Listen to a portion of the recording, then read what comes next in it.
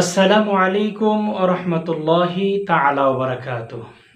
ইন্নাল হামদালিল্লাহ ওয়াস সালাতু ওয়াস সালামু আলা রাসূলিল্লাহ। ক্বালা আল্লাহু তাআলা ফি কালামিহিল মাজিদ ওয়া ফি ফুরকানিহিল হামিদ। বিসমিল্লাহির রহমানির রহিম। ইন্নাশ শিরকা লাযুলমুন আযীম। ওয়া ক্বালা আইদান লা তুশরিক বিল্লাহি শাইয়্যা। আল্লাহ তাআলা পবিত্র কোরআনের পরতে পরতে পৃষ্ঠায় পৃষ্ঠায় আয়াতে আয়াতে পাড়ায় পাড়ায় একটি আয়াত বিশ্ব মানবতার জন্য সতর্ক বাণী হিসেবে আল্লাহ রাব্বুল আলামিন পেশ করেছেন। সেটা হলো লা তুশরিক বিল্লাহি শাইয়্যা, তোমরা আল্লাহ রাব্বুল আলামিনের সাথে শিরক করিও না।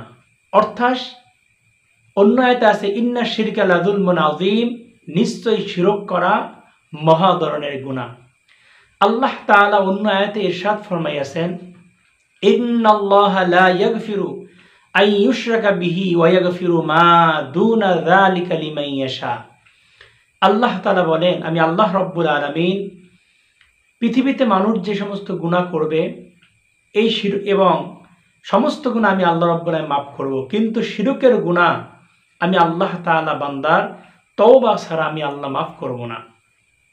তো এরই ধারাবাহিকতায় কিছু কথা বলতে হয়।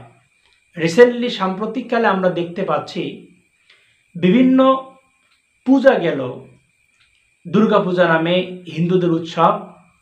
এই উৎসবে হিন্দুরা যতটুকু আগানো এর চাইতে বেশি এক ধাপ আগানো আমাদের মুসলমানরা, বিশেষ করে যারা রাজনৈতিক অঙ্গনে রয়েছে তারা আজকে মুসলমান হওয়ার পরেও আজকে মুশরিকদের সাথে হিন্দুদের পূজা মণ্ডপে গিয়ে তাদের সুরে সুর মিলিয়ে কত সুন্দর কথা বলতেছে।